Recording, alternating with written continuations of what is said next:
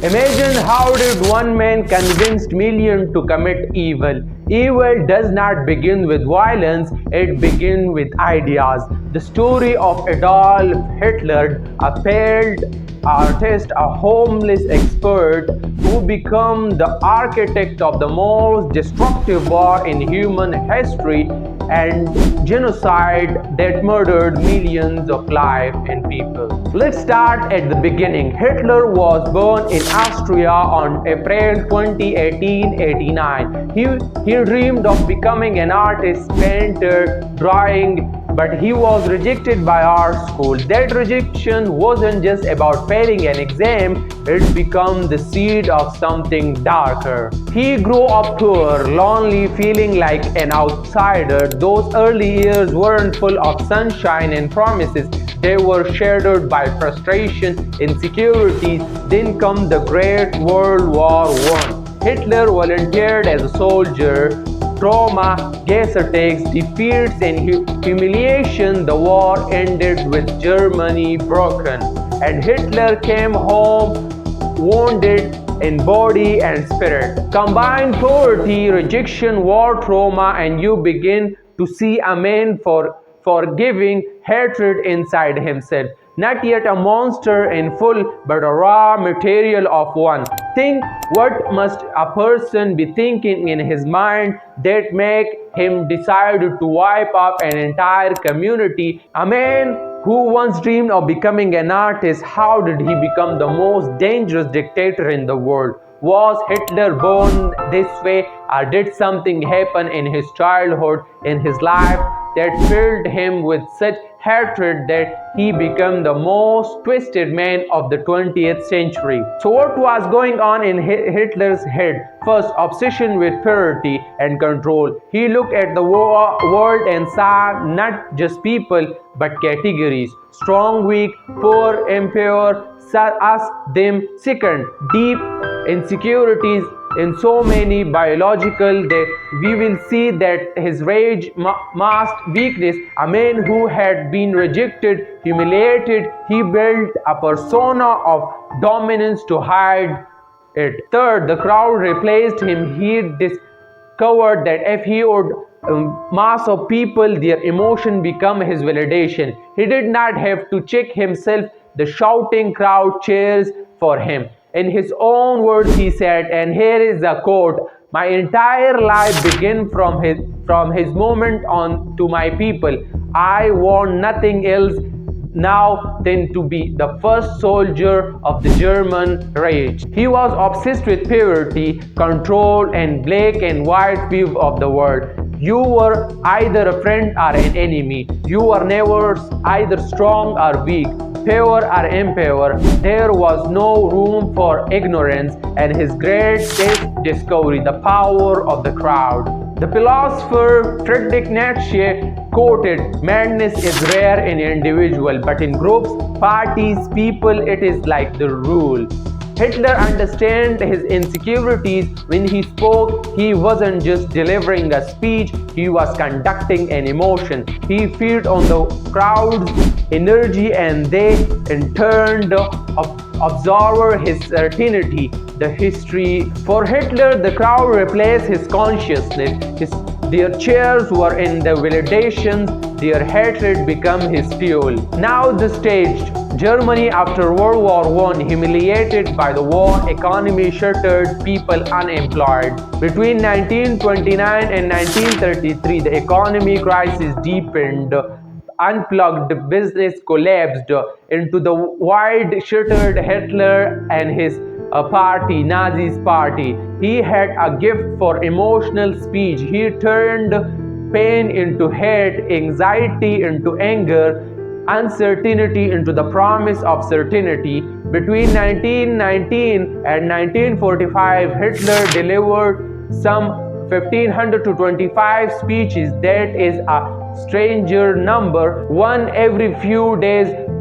When he was active, each speech burned his idea into the minds of the masses. The Nazis party built on three pillars: fear, lies, nationalism. Fear of economy collapse, lies about enemies and conspiracies, and nationalisms.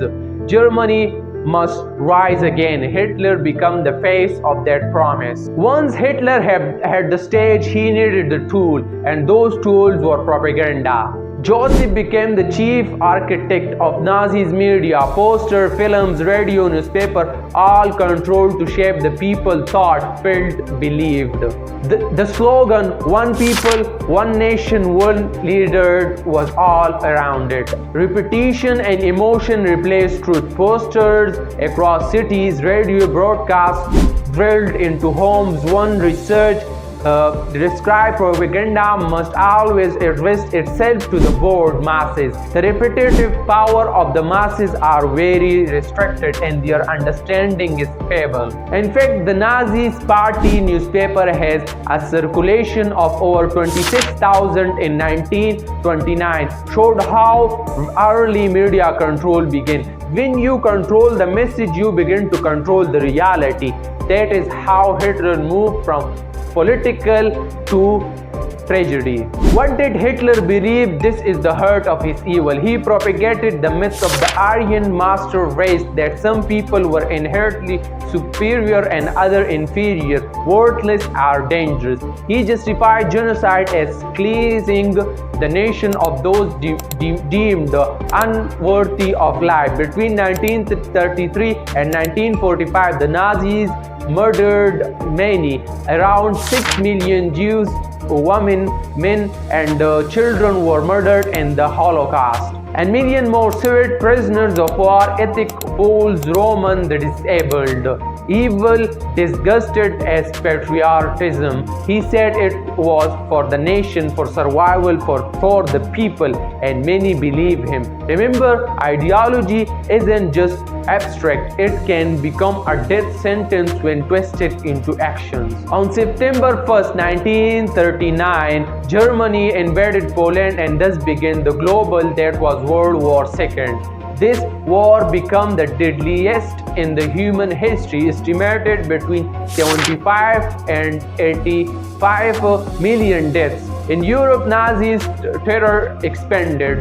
Camps, death camps, mass shooting. The Holocaust was part of his bordered war machine. The ideology of total control consumed entire nation. Hitler's obsession with dominance destroyed Germany itself, even as he shouted global conquer. Every empire of terror ends. Hitler's did too. In his final days, Hitler was isolated in a bunker in Berlin. Betrayed by his inner circle, he committed suicide on April 30, 1945. His regime collapsed around him. The empire of fear crumbled. What he built on hate and lie would not survive the weight of reality. This is the moment when the monster he created turned it on itself. Following his ideology in 1933, Hitler became the Chancellor of Germany. But his goal was not just power, it was revenge for the tragedy of the many. He wanted to expand Germany. According to his belief, the German Aryans were the superior race and others were weak and unworthy. To fulfill his ambitions in 1938, Austria then captured Czechoslovakia and 1938 invaded Poland.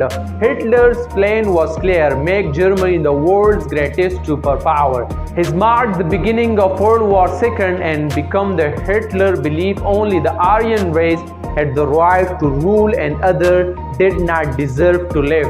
Why does this matter now? Because the story of Hitler is not just history, it's a mirror for us. Ordinary people can follow evil when manipulated. When someone gives them an enemy, a superior or inferior thing, are reasons to begin. Blind nationalism, dehumanization of others, these are the triggers. As one blind nationalism, dehumanizations of others, these are the triggers. As one saying goes, evil does not always near the monster face. Sometimes it's wear a uniform. We must ask ourselves, when authority speaks, do we question? When people are labeled others, do we listen? Because propaganda, hate, fear, they does not arrive fully formed. They begin with ideas, the ideas that can grow. Hitler's story is a warning, not just about one man in one time, but about what humans are capable of when they surrendered their consciousness. We must guard against hate speech, propaganda, blind obedience. We must nurture escapism, empathy, courage, because the moment we stop questioning power, history begins to repeat. So the message to you, my view, stay alert, speak up, learn the lessons of the past so our future isn't hunted by some ghosts. Thank you for watching. If you find this video valuable, please like, subscribe and tap the notification bell so you don't miss future deep dives like this. Drop a comment below what surprised you most about Hitler rise. What lessons will you carry forward? I would love to hear your thoughts. Keep asking questions, keep curious, stay strong. See you in the next one.